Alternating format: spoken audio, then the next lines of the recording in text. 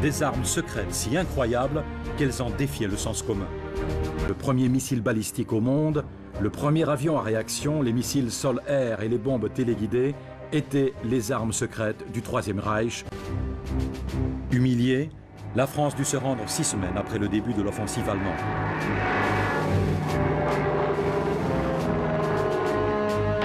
La machine de guerre nazie semblait invincible. Seule, la Grande-Bretagne harcelée était encore un obstacle à la domination totale d'Hitler sur l'Europe.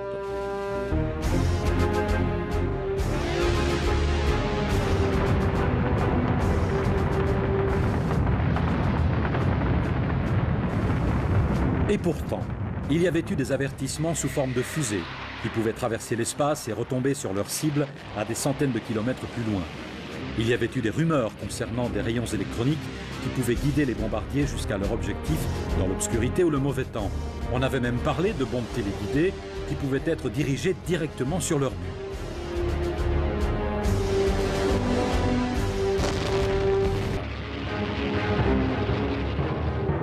Après avoir perdu la bataille d'Angleterre, la Luftwaffe modifia sa technique de bombardement. Après les raids aériens diurnes, elle passa au nocturne pour que les avions soient moins repérables par la RAF. À la surprise des Britanniques, les bombes allemandes étaient précises dans leurs tirs de nuit.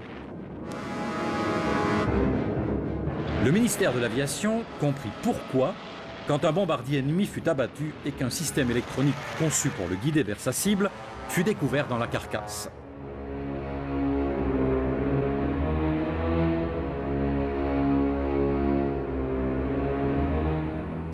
C'était un instrument grâce auquel le pilote suivait un rayon intercepté par un second. Le pilote lâchait sa bombe au point d'intersection, la précision était parfaite. L'application de la science et de la technologie allait d'évidence modifier l'issue de la guerre. L'Allemagne, depuis longtemps, jouissait d'une solide réputation de recherche scientifique et d'ingénierie de précision.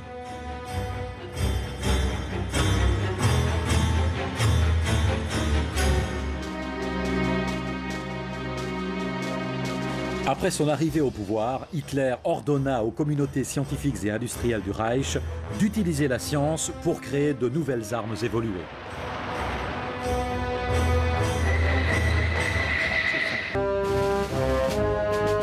Avant la fin de la guerre, les scientifiques allemands avaient créé la première bombe propre, le Fritz X. Le premier missile de croisière au monde, le V1. Le premier avion de combat à réaction opérationnelle, le ME-262. Le premier missile guidé, le Kramer X4. Le premier missile anti-aérien, le Wasserfall, et d'autres innovations incroyables. S'il y avait des problèmes dans le système allemand, il n'était pas du fait des scientifiques. Ils faisaient un excellent travail.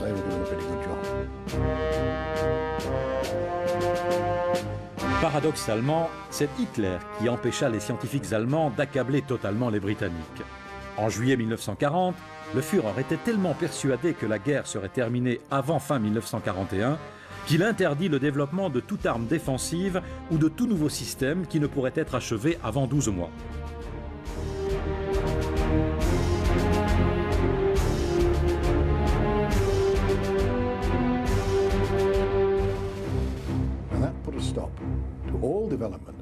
Ceci signa la fin du développement du radar, des missiles guidés et de nombreuses autres armes encore plus terribles. L'évolution des armes allemandes fut aussi grandement entravée par l'absence d'une organisation centrale capable de superviser les différents projets.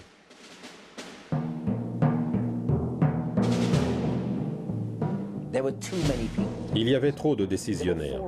Il y avait 4 ou 5 bureaux qui avaient chacun la prétention de représenter Hitler. À la fin de la guerre, il y avait 53 projets différents de missiles anti-aériens. Malgré la difficulté de travailler dans ce contexte agité de l'Allemagne nazie, les scientifiques allemands avaient imaginé le matériel de guerre futur.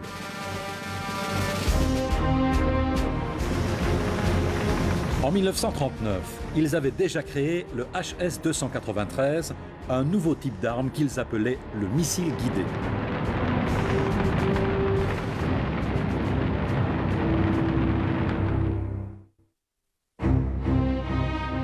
Avant même le début de la Deuxième Guerre mondiale, l'Allemagne avait commencé à développer des armes pour renforcer l'efficacité des attaques aériennes sur des navires de guerre blindés.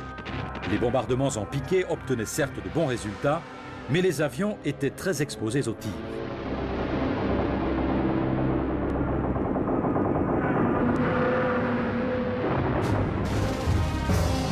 Même s'il était relativement sûr de lâcher des bombes depuis des altitudes élevées, il s'avérait pratiquement impossible de toucher un navire en mouvement.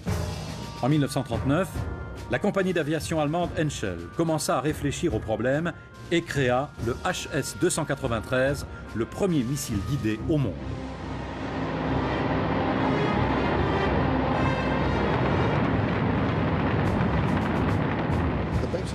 Le principe était très simple. Vous lâchiez la bombe qui était dirigée vers la cible depuis l'avion. Ils en utilisèrent beaucoup contre les navires. Ils ont même coulé un cuirassé avec.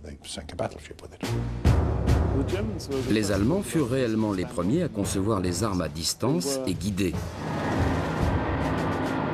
En août 1943, la corvette britannique Egret fut coulée dans le golfe de Biscaye par un HS-293, chose qui ne s'était encore jamais produite. Contrairement au HS-293, propulsé par une fusée, le Fritz X était une bombe anti-navire munie d'une ogive blindée traversante qui tombait en chute libre.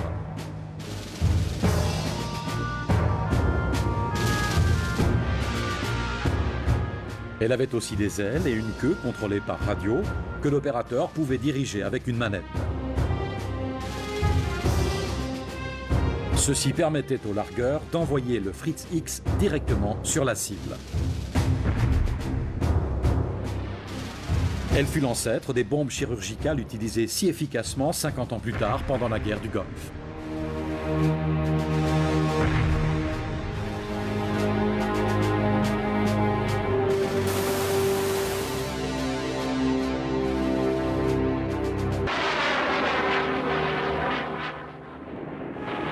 Les Allemands nous ont lancé une nouvelle arme secrète, une arme mortelle destinée tout spécialement à être utilisée contre les navires.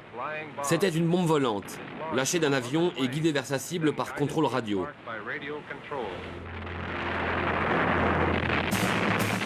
Pour prévenir les effets de l'interférence électronique, les concepteurs allemands créèrent des armes de contrôle à distance qui ne pouvaient pas être brouillées. Ce furent les premières armes téléguidées au monde.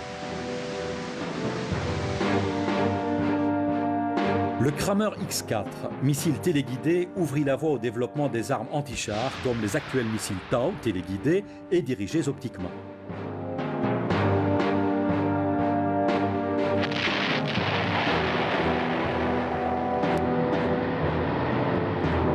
L'inconvénient du largage des armes propres était que la plateforme de largage devait rester au-dessus de la cible pendant que l'arme était guidée vers le navire.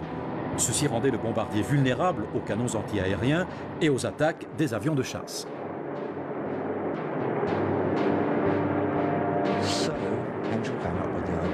Heinkel eut l'idée de coller une caméra de télévision sur le nez d'un 293, et ça a marché.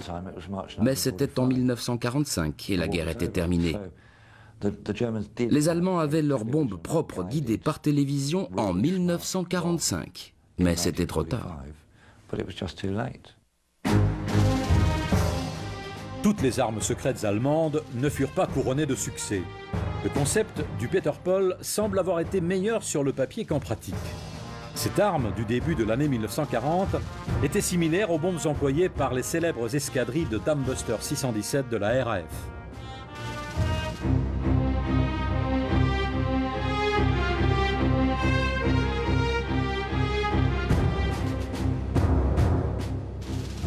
La bombe Peter Paul devait remplacer la torpille aérienne. Une version propulsée par fusée de cette arme fut aussi étudiée, mais pendant les essais, elle ne put même pas atteindre une cible immobile. La compagnie Henschel eut alors une idée plus efficace pour attaquer un navire en modifiant son missile guidé HS-293. La modification du HS-293 fut encore perfectionnée. On y adapta des fusées et on le testa comme missile anti-aérien. Un autre missile sol-air précoce fut le Wasserfall, ou chute d'eau. Il avait des ailes dirigées vers l'arrière et était contrôlé par radio.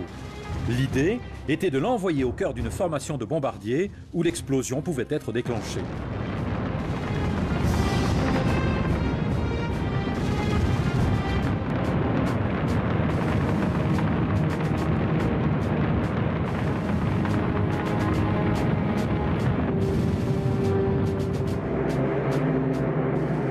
Même si ces armes étaient prometteuses, elles ne pouvaient pas permettre au bombardement quotidien du Reich de gagner la guerre à eux seuls. Hitler avait besoin d'une arme miracle pour forcer la Grande-Bretagne à négocier la paix.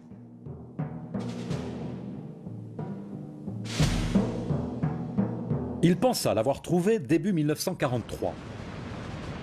C'était le V2, le premier missile balistique au monde. Une fois lancé sur sa cible, rien ne pouvait l'arrêter.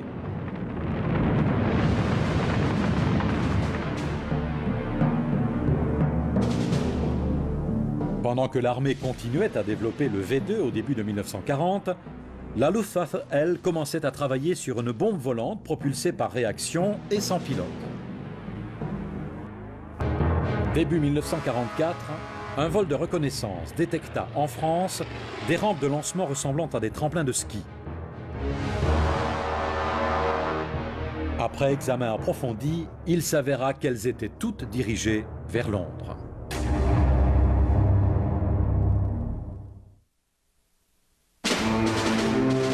Suite à la défaite de l'Allemagne après la Première Guerre mondiale, les Alliés vainqueurs avaient espéré limiter le réarmement allemand par le traité de Versailles, signé pour ralentir l'Allemagne dans sa production de nouvelles armes. Il eut l'effet contraire.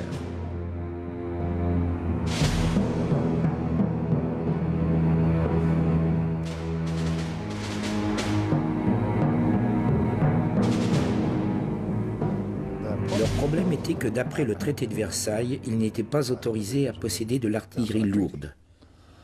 Ils ont donc pensé, si nous ne pouvons pas avoir de l'artillerie lourde, que pouvons-nous faire? Et ils ont produit des bombes. Les films et les livres de science-fiction avaient enflammé l'imagination de nombreux jeunes gens des années 20. Adolescent, Wernher von Braun rêvait de construire un engin capable d'aller sur la Lune. À 23 ans, il était docteur en sciences et considéré comme un des meilleurs experts allemands en fusée.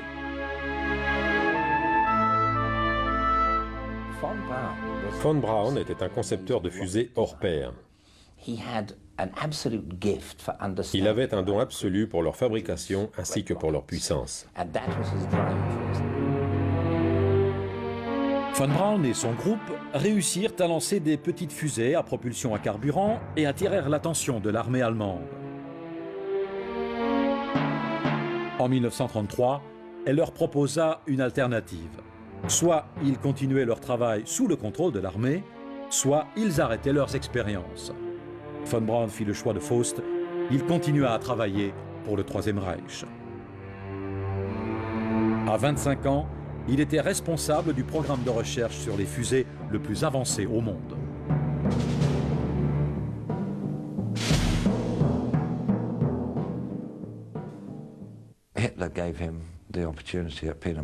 Hitler lui offrit de développer à Peenemünde ce qui était une fusée très primitive.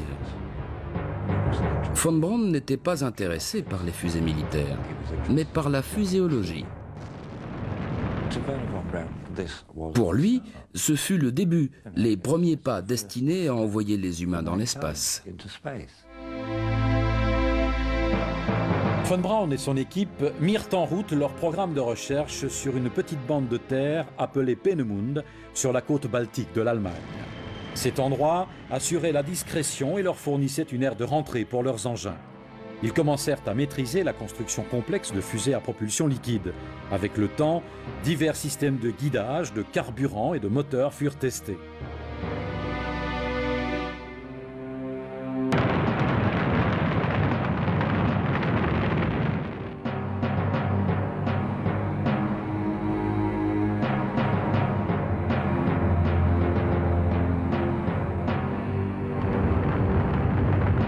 Les Les essais et les erreurs apportèrent de nombreuses innovations étonnantes. Von Braun créa finalement un chef-d'œuvre, le premier missile balistique au monde.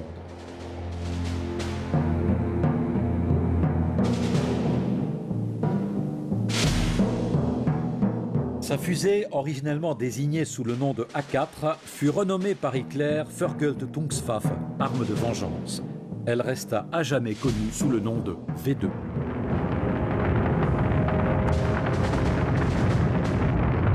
Le V2 avait la meilleure forme balistique jamais vue, celle de la balle allemande 7,92. En lui ajoutant des ailettes et en l'agrandissant des centaines de fois, ils obtinrent une forme parfaite.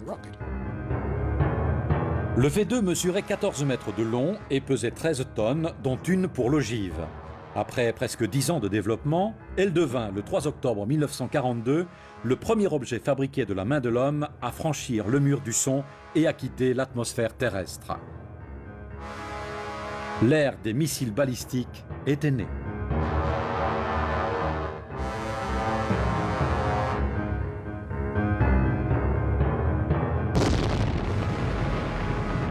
Ce fut un exploit technologique étonnant. Chaque missile du monde d'aujourd'hui doit quelque chose à son ancêtre, le V2. Mais en 1943, l'engin était plus craint qu'admiré, surtout par les Alliés. We got the first information about the V-weapon at Pinamon. Hitler ordonna la poursuite de la construction des V2 dans un endroit souterrain. Heinrich Himmler, chef de la SS, le convainquit alors de retirer le contrôle de leur production à l'armée pour le confier à la SS.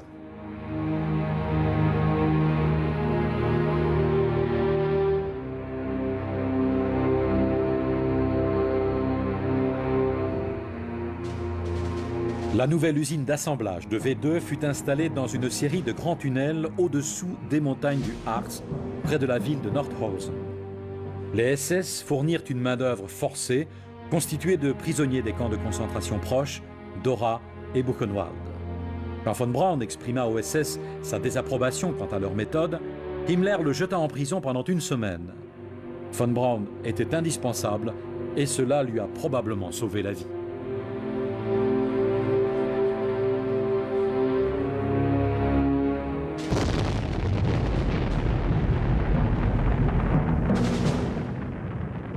Bien que la fusée de von Braun ait été mise à l'étude bien avant la bombe à propulsion à réaction, la nouvelle arme secrète de la Luftwaffe fut opérationnelle plus tôt. Hitler en fit la première de ses armes de vengeance. Elle fut bientôt connue sous le nom de V1. Elle mesurait environ 8 mètres et transportait presque une tonne d'explosifs.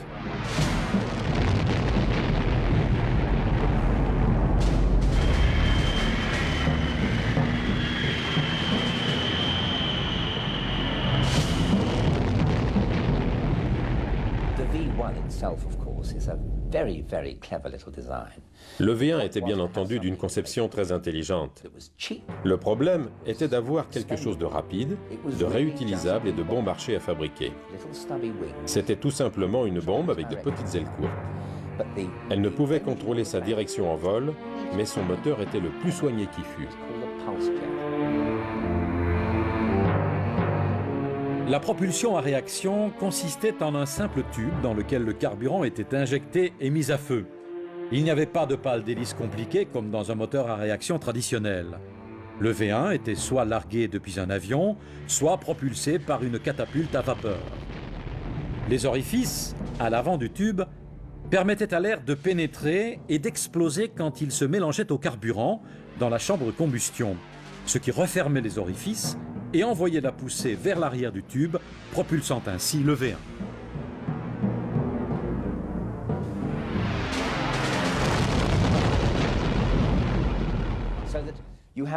Vous aviez ainsi une série d'explosions, peut-être 50 à 60 par minute.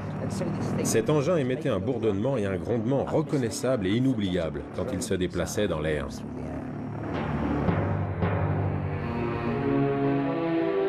À l'avant du V1, il y avait un petit propulseur connecté à un odomètre réglé pour une certaine distance.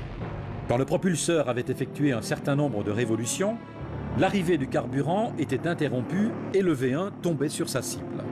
Ce n'était pas une arme sophistiquée ou très précise, mais elle n'avait pas à l'être, elle était efficace.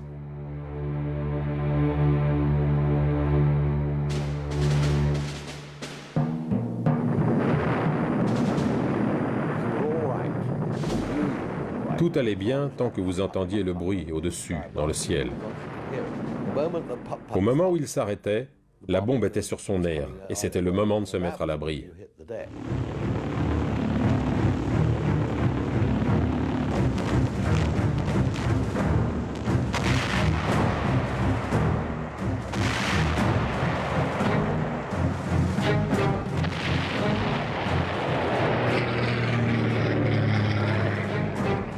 Le V1 pouvait être intercepté par un tir anti-aérien, mais nombre d'entre eux réussirent malheureusement à terroriser Londres.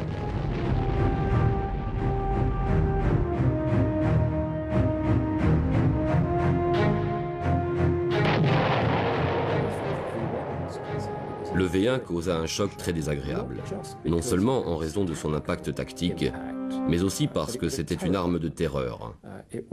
C'était une arme psychologique.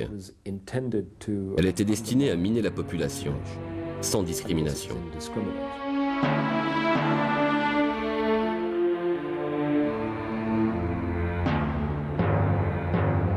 Malgré son effet terrifiant, Hitler comprit bientôt que le V1 ne gagnerait pas la guerre. Un simple raid de 1000 bombardiers alliés larguait plus d'explosifs en une seule mission que toutes les attaques de V1 réunies. Le V2 eut lui aussi une faible influence sur l'issue de la guerre.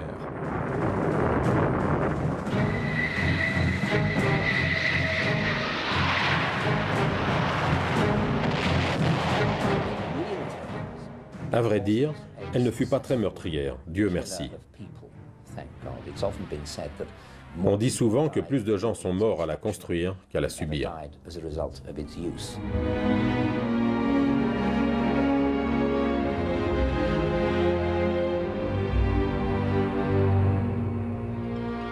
Après la guerre, von Braun et ses meilleurs hommes furent emmenés en Amérique pour poursuivre leurs travaux pour l'armée américaine. Von Braun devint citoyen américain et conduisit leur programme de missiles. En 1958, sa fusée Redstone lança le premier satellite américain sur l'orbite de la Terre. Il fut finalement nommé directeur de la NASA. En 1969, il réalisa son rêve de toute une vie avec sa fusée géante Saturne V qui emmena des hommes sur la Lune.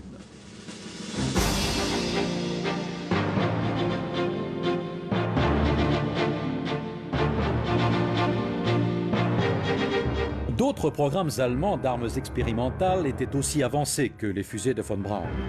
Début 1944, le plus extraordinaire des avions de la guerre fit son entrée dans le ciel, provoquant un choc au sein des équipages de bombardiers alliés. On était entré dans l'ère de la propulsion à réaction.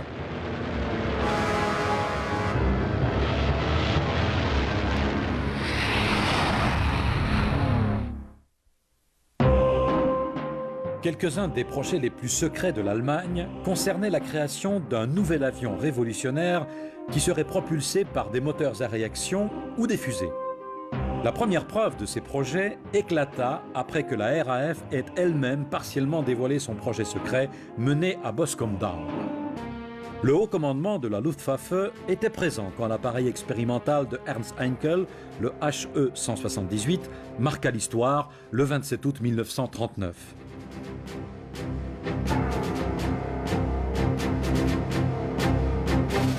Ce jour-là, il fut véritablement le premier avion à réaction à voler.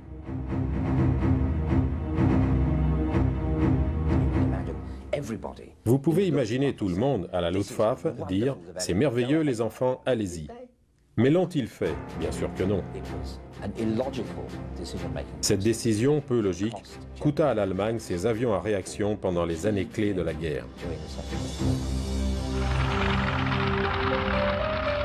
La Luftwaffe était plutôt satisfaite de ces Messerschmitt Me-109. Le haut commandement n'était pas intéressé par un moteur à réaction, bien qu'il puisse apporter à un avion de chasse une amélioration essentielle en termes de performance et de vitesse.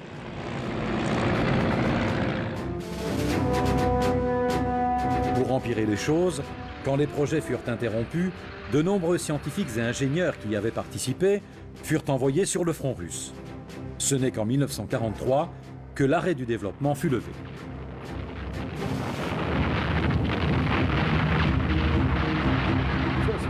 La première chose qu'ils durent faire fut de retrouver tous ces scientifiques qui se cachaient dans les tranchées en Russie et qui n'avaient pas été tués, de les ramener et de reprendre tous les programmes.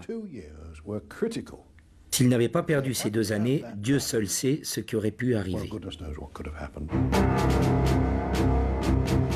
Un des programmes retardés de manière significative fut celui de l'avion de combat à réaction ME-262. Avec une vitesse de pointe supérieure à 200 km/h, plus rapide encore que les meilleurs des Alliés, il aurait pu être un facteur décisif dans la guerre s'il avait été déployé assez tôt.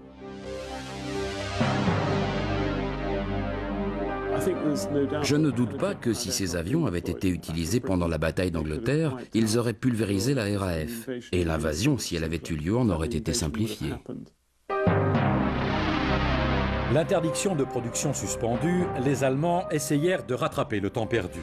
Mais le Reich était alors sous la pression des bombardements stratégiques réguliers comme des horloges de l'aviation américaine et de la RAF.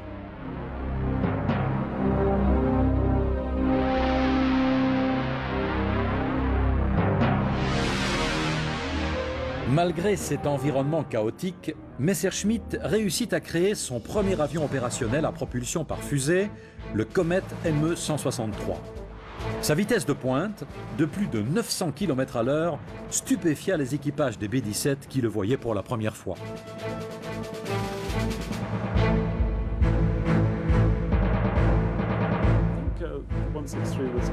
Le 163 fut efficace dès le début. Et quand il apparut pour la première fois au milieu des B-17, c'était véritablement une arme de terreur, de démoralisation. Je pense que les Alliés, à ce moment, ont pensé qu'ils ne pourraient pas la combattre, qu'ils ne pourraient pas l'intercepter. Les ME-163 plongeaient malgré les canons au milieu des formations de B-17, les détruisant le plus souvent. Ils redescendaient dans leur couloir aérien, ravitaillaient et remontaient au combat.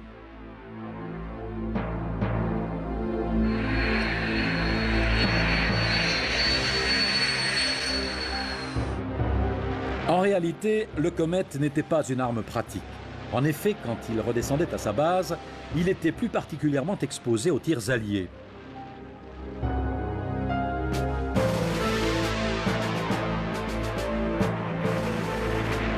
Mais son aspect était si inattendu qu'il ébranlait la confiance des hommes qui l'affrontaient.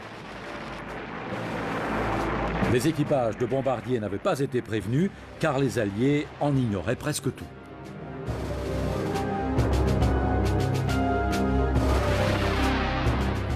Les concepteurs allemands créèrent également de nombreux autres avions secrets. Le Henkel HE-162 était très prometteur et était muni pour la première fois au monde d'un siège éjectable.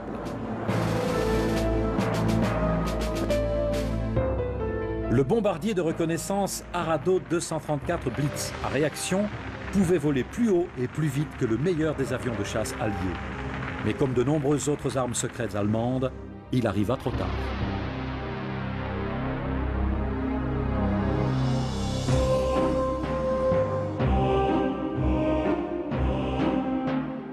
À l'instar de la Luftwaffe et de l'armée, la marine allemande avait aussi inventé son lot d'armes secrètes. En 1943, elle présenta au Führer, qui l'approuva, un impressionnant projet d'utilisation de missiles V2 destinés à être tirés depuis des sous-marins contre les États-Unis.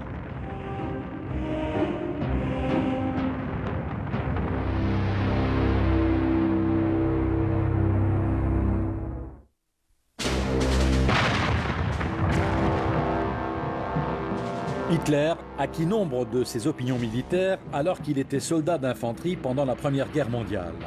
Sa répugnance à fabriquer des armes défensives lui venait de sa croyance que la meilleure des défenses est l'attaque. En outre, il aimait le pouvoir de l'artillerie. C'est pourquoi il autorisa la construction du plus grand canot au monde, la pompe à haute pression, projet ultra secret.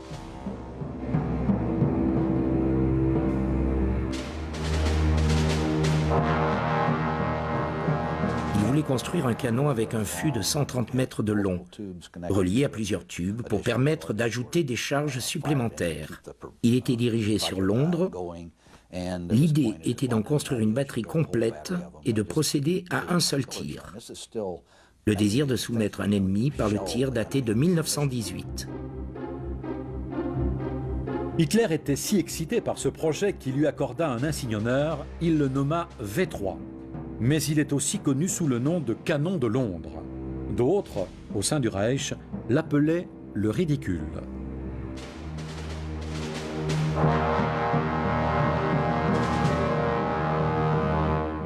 Le concept consistait à tirer un premier obus dans le canon de 130 mètres et à introduire immédiatement d'autres charges derrière pour accélérer la vitesse de la première.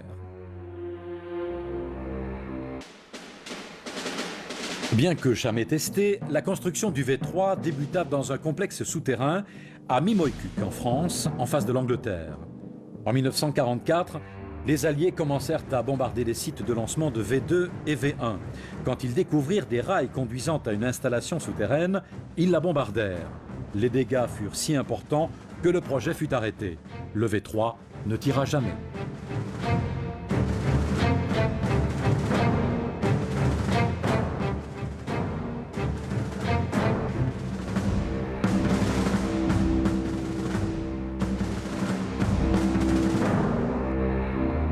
Les services secrets alliés n'eurent jamais connaissance du V3 ou canon de Londres jusqu'à ce que le site de construction soit examiné après l'invasion du Pas-de-Calais dans le nord de la France. La marine allemande avait aussi construit plusieurs armes secrètes, parmi lesquelles des mini-sous-marins. Ces bateaux bourrés d'explosifs étaient dirigés vers les navires alliés. Les commandes étaient bloquées, l'opérateur plongeait par-dessus bord et l'embarcation se dirigeait vers la cible. Le Sea Hund ou Fock mesurait environ 10 mètres, son équipage était constitué de 2 personnes et il transportait 2 torpilles ou 2 mines qui pouvaient être fixées à la coque d'un navire ennemi. Le Biber ou Castor mesurait quant à lui environ 11 mètres et était piloté par un seul homme. Lui aussi était armé de 2 torpilles.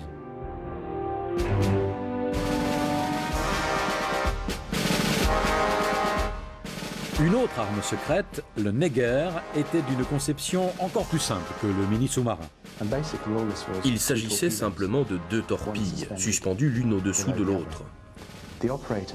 L'opérateur était assis dans une minuscule cabine au-dessus de la première. Il allait très lentement, effleurant la surface de l'eau, cherchant un bateau ennemi, puis libérait sa seconde torpille.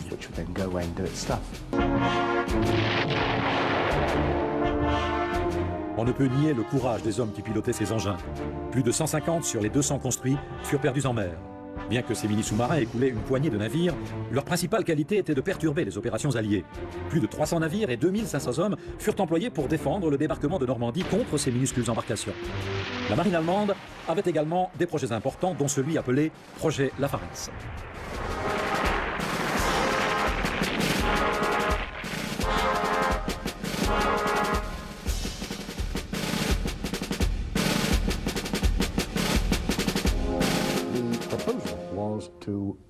Son propos était de remorquer 2 V2 dans des containers derrière le sous-marin.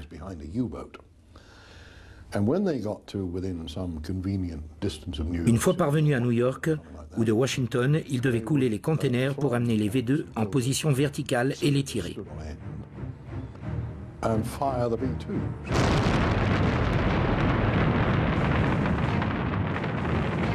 Ce projet était plus qu'une fantaisie.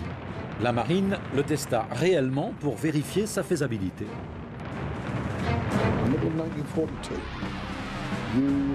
Au milieu de l'année 1942, des U-511 tirèrent 3 missiles V2 pour la première fois.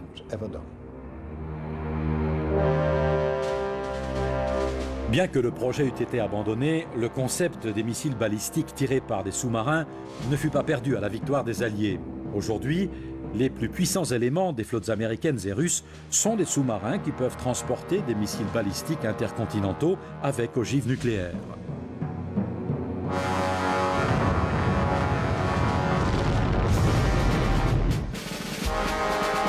Le Troisième Reich tenta également de développer l'arme la plus infâme qui soit, la bombe atomique.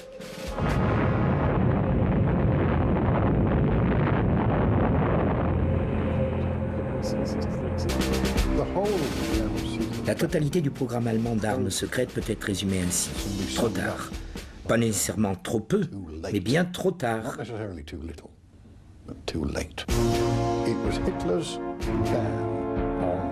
Ce fut l'interdiction d'Hitler qui causa un retard dans les efforts de l'Allemagne pendant 2 ans.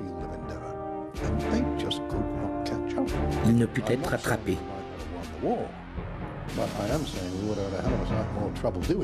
Je ne dis pas que nous n'aurions pas gagné la guerre, mais que nous aurions eu beaucoup de mal à le faire, car nous aurions alors été confrontés en 1944 à un arsenal formidable qui nous aurait été très difficile de contrer.